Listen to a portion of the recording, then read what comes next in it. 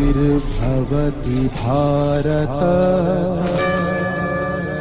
अभ्युत्थानम् अधर्मस्य तदात्मानं सृजाम्यहम्।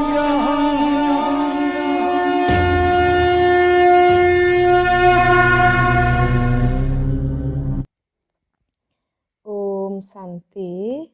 आज 30/12/21 महावाक्य को सुंदर भाव स्पष्टीकरण करने निमंते आम गहन उपस्थित अछंती ब्रह्मा कुमारी पार्वती भौणी। भौणी ओम शांति। आज मुरलीर सारे मिठे बाबा कहते मिठे बच्चे सत्य पिता को सत्य कथा कुह। जदि सत्य कथा शुणाऊ ना तेबे पाप वृद्धि होई चलिबो। आज सत्य पिता आम सम्मुखरे अछंती आमर सबु प्रकार समस्या को समाधान करिया पाए। जदि आम मुंडरे अनेक जन्मर पापर बोझ रही पुणी वर्तमान भी आमे अनेक जानतरे हो अजाणतरे हो पाप कर्म कर दौरान तेणु आमे सबु समाचार जदि बाबा को न शुणेबा ताहले आमर केमिति पाप समाप्त होबो केमिति क्षमा मिलिबो। तेणु बाबा कहते बाबा को सब समाचार शुणई देले बाबा तार राय बतई देवे या कर नहीं जुक्ति बतई देवे। आजिर प्रश्न रे बाबा पचारुचंती जेते बेले तुमे माने कर्मातीत अवस्थार निकटवर्ती हेबो सेते बेले केउ अनुभूति करिवो। बाबा कहउचंती एपरी अनुभव हेबो जेपरी मायार तोफान सबु समाप्त होई जाइछि। कौनसी प्रकारर विघ्न आसिले मध्य विचलित हेबे नाही। तुमर अवस्था बहुत निर्भय रहिबो। जेतेबेल पर्यंत सही अवस्था होई नाही सेतेबेल पर्यंत मायार तोफान बहुत हैरान करुथिबो। बाबा कहउचंती मिठे बच्चे तुमे माने जेतिकी रुस्तम अर्थात शक्तिशाली योद्धा हेउछ माया मध्य सेतिकी रुस्तम होई आसुछि। किंतु तुमको विजय प्राप्त करिबाकु हेबो एथिरे डरिबार नाही। सत्य पितांक सहित सत्यता एवं स्वच्छता पूर्वक चालू थाओ केबे भी कौनसी कथा लुचाइबार नाही। आम मानकर लक्ष्य होची कर्मातीत बनिबा। तेणु आमे जते सत्यवादी हबा स्वच्छता हबा जेहेतु बाबा होचंदी सत्य पिता आमे सेते शीघ्र कर्मातीत हेई परिबा। जदि आमे सच्चा बाबांक सहित आमे सच्चाई हबा नाही ताहले कर्मातीत हबा आम पई आहुरी दूर हेई जिवो। आउ आमे कर्मातीत अवस्थार निकट जते बेले हबा आमे कोन हबो ना मायार तोफान जहाँ भी आसीबो आमे सेथिरे विचलित हबानी। प्रथम कथा विचलित हबानी द्वितीय मायर तोफान मध्य आसवा बंद हो समाप्त हो धीरे धीरे कमिज आ जिते बड़ तोफान आसिले मध्य आमे सेथिरे विजयी हो पारिबा। तेणु कर्मातीत हबार पुरुषार्थ आमे करिबा। अच्छा बाबा आज कहउचंती तुमे माने कौनसी भी शास्त्र आदि शुण नाही। रुहानी बाबा तो जणे अटंती। सद्गतिर वर्षा मध्य तांको ठारू मिलुछि। एहा तो हेउछि ही दुर्गति धाम। सत्य जुग को सद्गति धाम कुहा जाई थाए।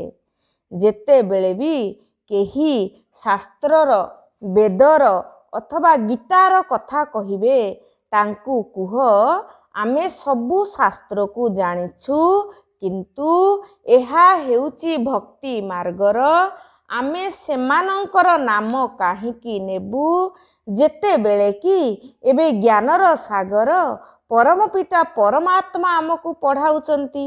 बाबा कहउचंती निजको आत्मा मने करी निजर पितांकु याद कर तेबे एही जोग अग्नि द्वारा तुमर विकर्म विनाश होई जिवो। भक्ति मार्ग रे तो आहुरी विकर्म करूछंती। तेणु बाबा कहउचंती ज्ञान मार्ग आउ भक्ति मार्ग दि प्रकार रही। तेणु भक्ति मार्ग रे आमे अनेक शास्त्र पढ़ी पढ़ीथिले आ वर्तमान ज्ञान मार्ग रे ଯେତେବେଳେ ପରମାତ୍ମାଙ୍କର ପରିଚୟ ମିଳିଲା ଆମକୁ ଆଉ ଶାସ୍ତ୍ର ପଢ଼ିବା ଜରୁରତ ପଡ଼ୁନି। ତେଣୁ ଯଦି କିଏ ପଚାରିବା ଆମକୁ ତୁମେ ଶାସ୍ତ୍ର ପଢ଼ୁଛ କି, କାହିଁକି ପଢ଼ୁନାହଁ, ତାହେଲେ ଆମେ କ'ଣ କହିବା? ଆମେ ତ ଶାସ୍ତ୍ର କଥା ଜାଣିଛନ୍ତି। ଅର୍ଥାତ୍ ଶାସ୍ତ୍ରର ଅଥରିଟି ପରମ ପିତା ପରମାତ୍ମା ଆମକୁ ଶାସ୍ତ୍ରର ସାର ବୁଝେଇ ଦେଉଛନ୍ତି। ତେଣୁ ଯେତେବେଳେ ଶାସ୍ତ୍ରର ସାରକୁ ଆମେ ଧାରଣା କରୁଛନ୍ତି ଆଉ ଶାସ୍ତ୍ର ପଢ଼ିବା ଆଉ କ'ଣ ଆବଶ୍ୟକ ରହିଛି। ତେଣୁ ମୁଖ୍ୟ କଥା ହେଉଛି ପରମାତ୍ମାକୁ ୟାଦ କଲେ ଆତ୍ମାର ବିକର୍ମ ବିନାଶ ହେଇଯିବ। ତେଣୁ ଆମେ ଯେତେ ଅଧିକ ୟାଦରେ ବସିବା ସେତିକି ଆମର ଫାଇଦା ଅଛି। ଆଚ୍ଛା, ବାବା ଆଜି କହୁଛନ୍ତି ବ୍ରହ୍ମ ତତ୍ତ୍ୱକୁ ୟାଦ କରିବାର ନାହିଁ ତାହା ତ ଘର ଅଟେ। ଘରକୁ ୟାଦ କରିବା ଦ୍ୱାରା ବିକର୍ମ ବିନାଶ ହେବ ନାହିଁ, କିନ୍ତୁ ଘରର ମାଲିକ ପରମ ପିତା ପରମାତ୍ମାକୁ ୟାଦ କର, ତେବେ ବିକର୍ମ ବିନାଶ ହୋଇଯିବ ଏବଂ ଆତ୍ମା ଶତପ୍ରଧାନ ହୋଇ ନିଜର ଘରକୁ ଚାଲିଯିବ। ପୁଣି ଆସିବ ଅଭିନୟ କରିବା ପାଇଁ। ସୃଷ୍ଟି ଚକ୍ରର ରହସ୍ୟ ସମସ୍ତଙ୍କୁ ବୁଝାଇବା ଦରକାର। ତେଣୁ ବାବା କହୁଛନ୍ତି ସନ୍ନ୍ୟାସୀମାନେ ବ୍ରହ୍ମଲୋକକୁ ୟାଦ କରନ୍ତି। ତେଣୁ ଆମେ ବ୍ରହ୍ମଲୋକ ବା ଘରକୁ ୟାଦ କଲେ ଆତ୍ମାର ବିକର୍ମ ବିନାଶ ହେବ ନାହିଁ। ତେଣୁ ବ୍ରହ୍ମଲୋକରେ ରହୁଥିବା ପରମ ପିତା ପରମାତ୍ମାକୁ ୟାଦ କରିବା। ଘରକୁ ମନେ ପକାଇଲେ ଆତ୍ମାର ପାପ ଧୋଇ ହେବନି, କାରଣ ପରମ ଜ୍ୟୋତି ପରମାତ୍ମାକୁ ୟାଦ କଲେ ପରମାତ୍ମାଙ୍କର କିରଣ ଦ୍ୱାରା ଆତ୍ମାର ପାପ ଧୋଇ ହେବ, ଆତ୍ମା ସତ୍ୱପ୍ରଧାନ ବନିବ ଆଉ ଆମେ ପବିତ୍ର ହେଇ ଘରକୁ ଫେରିବା। ବାବା ଆଜି କହୁଛନ୍ତି ସମସ୍ତଙ୍କର ପିତା ଶିବ ହିଁ ଅଟନ୍ତି। ବର୍ଷା ମଧ୍ୟ ତାଙ୍କ ଠାରୁ ମିଳିଥାଏ। ଇଏ ହେଉଛନ୍ତି ମାଧ୍ୟମ। ବ୍ରହ୍ମାଙ୍କ ଠାରୁ କିଛି ମିଳି ନଥାଏ। ତାଙ୍କର କ'ଣ ମହିମା ରହିଛି? ସମସ୍ତ ମହିମା ଏକମାତ୍ର ଶିବଙ୍କର ରହିଛି। ସିଏ ଯଦି ଏହାଙ୍କ ଶରୀରରେ ନ ଆସିଥାନ୍ତେ ତେବେ ତୁମେ କିପରି ଆସିଥାନ୍ତ? ଶିବ ବାବା ବ୍ରହ୍ମାଙ୍କ ଦ୍ୱାରା ତୁମକୁ ପୋଷ୍ୟ କରିଛନ୍ତି, ତେବେ ଯାଇ ତୁମେ ବିକେ ବୋଲାଉଛ।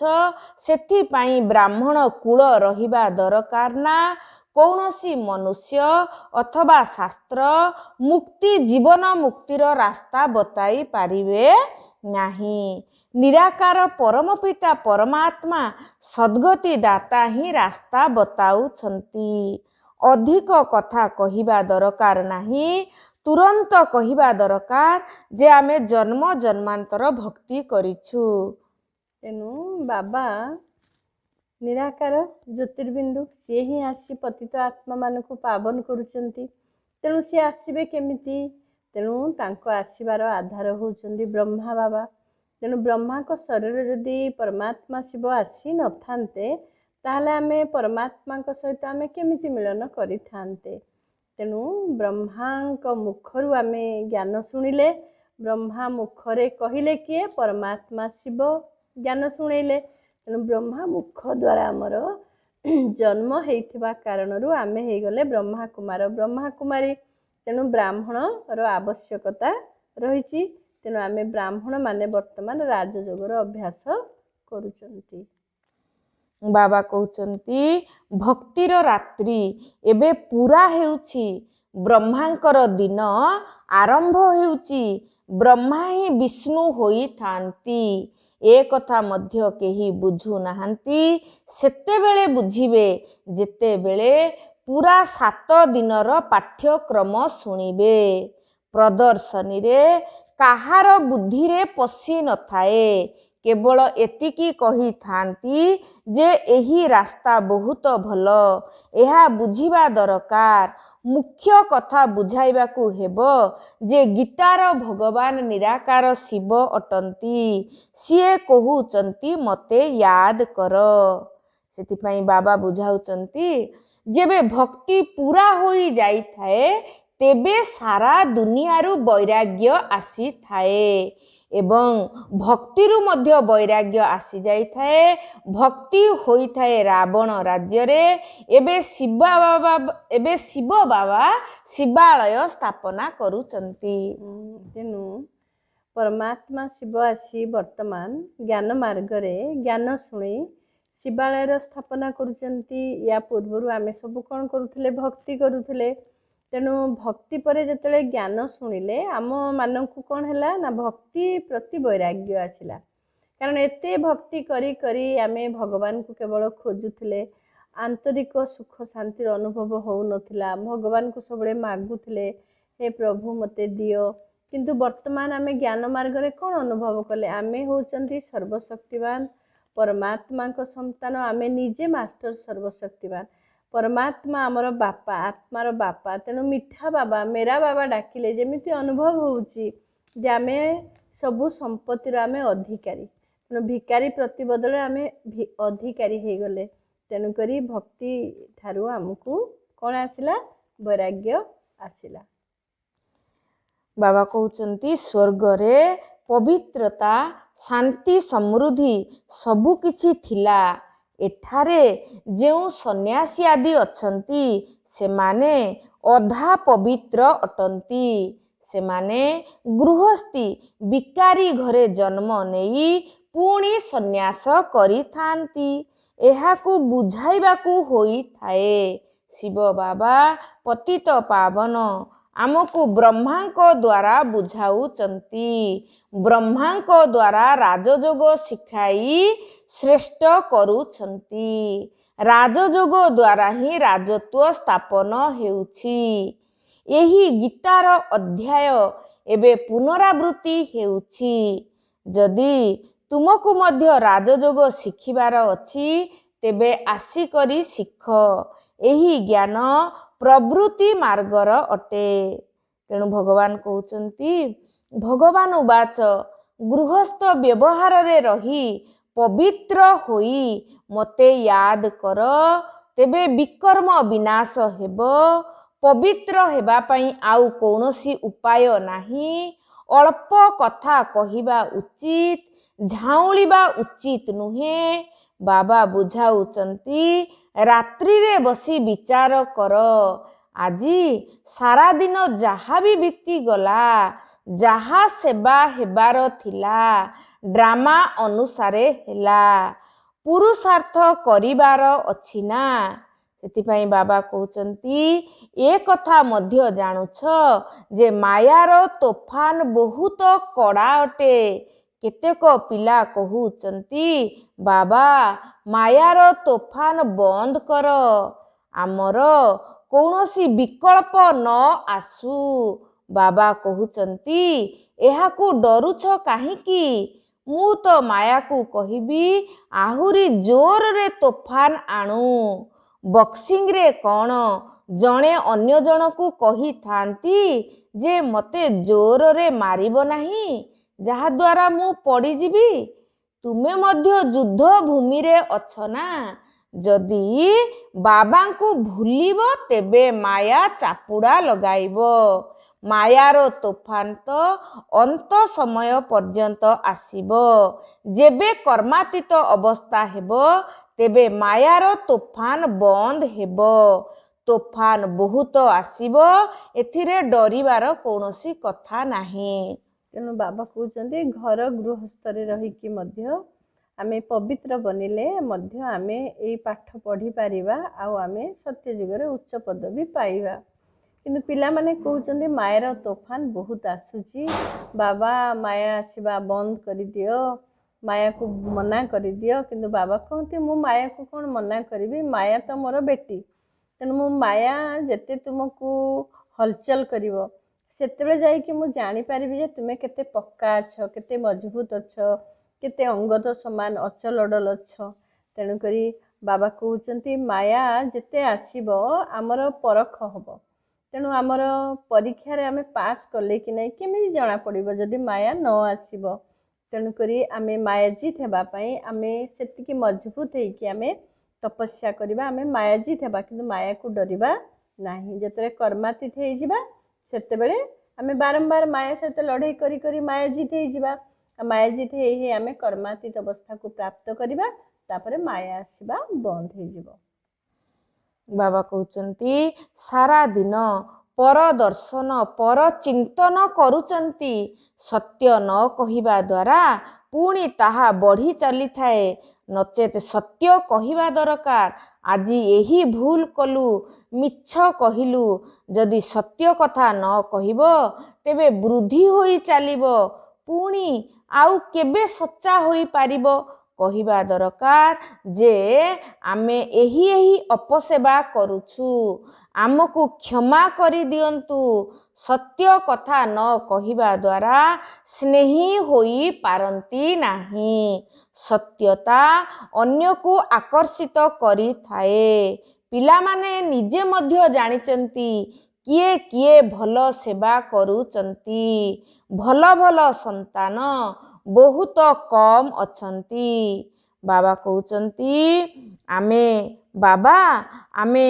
सन्यासी मानक सहित कथा हेलु अमुक प्रश्नर आमे उत्तर देई पारिलु नाही आमे एही भूल करिछु सारा दिन कौन कौन करुचंती लेखिबा दरकार बाबा पिला मानंकु बुझाउचंती मते न पचारी काहा पाखरु चिट्ठी लेख नाही जदि बाबांकु पचारिबो तेबे बाबा एही परी मत देबे जहा द्वारा काहार कल्याण होई जिवो जदि बाबांको पाखकु लेखि करी पठाई देबो तेबे बाबा ताहा ठीक करी देबे तेणु बाबा आज कहते पिला माने तुमर अवस्था को चेक कर जांच कर एवं मते पुणी शुणाओ जो माने चार्ट लिखुचंती सेमानकर स्थिति धीरे धीरे उन्नति आड़ को प्राप्त करि थाए आ तुमे एमिति काहाकू किछि लेख नाही काहाकू चिट्ठी लेख नाही तुमे जदि चिट्ठी लेखिबार अछि काहाकू किछि कहिबार अछि ताले मते प्रथमे जणाओ मते प्रथमे जदि जणैबो ताहले मु तार समाधान करदेबी मु तार राय बतई देबी तेणु बाबा कहती पिला माने देही अभिमानी हेबार अभ्यास कर जेते देही अभिमानी हेबो तुमर स्थिति सेते उच्चा शक्ति संपन्न हेई परिबो आज वरदान ने बाबा कहते स्वस्थिति द्वारा सर्व परिस्थिति को सम्मुखीन करुथिबा अव्यक्त स्थितिर अभ्यासी हुओ स्वस्थिति द्वारा सर्व परिस्थिति को सम्मुखीन करुथुबा अव्यक्त स्थितिर अभ्यासी हुओ जेते बेले अव्यक्त स्थिति रे स्थित हेबार अभ्यास होई जिवो सेते बेले निजर स्वस्थिति द्वारा प्रत्येक परिस्थिति को सम्मुखीन करि पारिबो एवं एही अभ्यास अदालत को अर्थात धर्मराजपुरी को जिबारु मुक्त करी देबो सेथि पाई एही अभ्यास को जेतेबेले निजर स्वभाव रे परिणत करी देबो सेतेबेले प्राकृतिक विपर्जय हेबो काहेकि ना जेतेबेले से गुडी को सम्मुखीन करिबा वाला आत्मा माने निजर स्वस्थिति द्वारा सबु प्रकारर परिस्थिति को अतिक्रम करिवार शक्ति धारण करी नेबे सेतेबेले जाई परदा खोलिबो अर्थात प्रत्यक्षता हेबो सेथिपाई पुरुणा स्वभाव संस्कार ठारू पुरुणा अभ्यास गुड़िक ठारू एवं पुरुणा कथारू संपूर्ण वैराग्य आवश्यक तेणु बाबाजी धर्मराजपुरी ठारू मुक्ति पाइबार विधि बतैचंती तार विधि है अव्यक्त स्थितिर अभ्यास करवा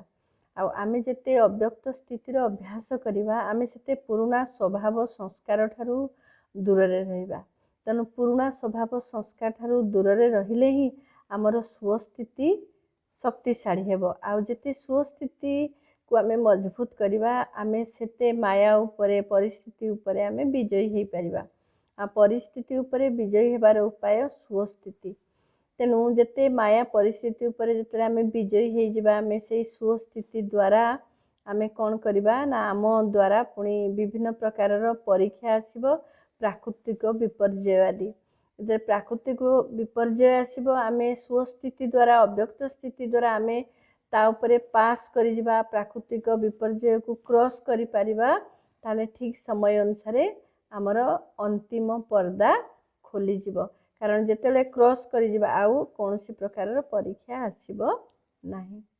ସେଥିପାଇଁ ବାବା କହୁଛନ୍ତି ଆମକୁ ପୁରୁଣା ସ୍ୱଭାବ ସଂସ୍କାର ଠାରୁ, ପୁରୁଣା ଅଭ୍ୟାସ ଗୁଡ଼ିକ ଠାରୁ, ପୁରୁଣା କଥାରୁ, ଏଇଭଳି ପୁରୁଣା ଏଇ ଦେହର ଦୁନିଆରୁ ଆମକୁ ସମ୍ପୂର୍ଣ୍ଣ ବୈରାଗ୍ୟ ଆବଶ୍ୟକ। ଆଜିର ସ୍ଲୋଗାନରେ ବାବା କହୁଛନ୍ତି ନିଜକୁ ନିମିତ୍ତ କର୍ମକର୍ତ୍ତା ମନେକର, ତେବେ କୌଣସି କର୍ମରେ ଥକିଯିବ ନାହିଁ। ଆମେ ଥକି ଯିବାର କାରଣ ହେଲା ଆମେ ନିମିତ୍ତ କର୍ମକର୍ତ୍ତା ନ ଭାବି କର୍ମକର୍ତ୍ତା ଭାବି ଦେଉଛନ୍ତି, ଯାହାଫଳରେ ମୁଁ କରୁଛି ବୋଲି ଭାବନା ଆସିବା ଦ୍ୱାରା ଆମର ଅଧିକ ଶକ୍ତି ଖର୍ଚ୍ଚ ହେଉଛି। ଆମେ ଯଦି ନିମିତ୍ତ କର୍ମକର୍ତ୍ତା ଭାବିବା ତାହେଲେ ସବୁକିଛି କିଏ କଲେ? ବାବା କଲେ। ତେଣୁ ମୁଁ ନିମିତ୍ତ ମାତ୍ର ଥିଲି, ତେଣୁ ଆମର ଶକ୍ତି ଅଧିକ ଖର୍ଚ୍ଚ ହେବ ନାହିଁ। ଆଜିର ମୁରଲୀକୁ ଭଉଣୀ ସୁନ୍ଦର ଭାବରେ ଆମ ନିକଟରେ ସ୍ପଷ୍ଟୀକରଣ କରିଥିବାରୁ ତାଙ୍କୁ ଅଶେଷ ଧନ୍ୟବାଦ ଦେଇ କାର୍ଯ୍ୟକ୍ରମକୁ ଏଇଠି ରଖୁଛୁ।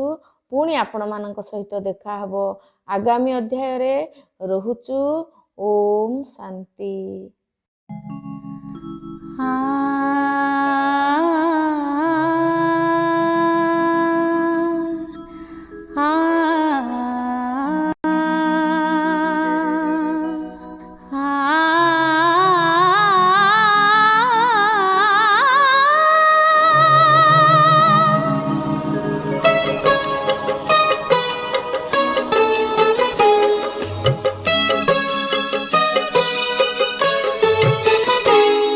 मन पक्षी उड़ी जाए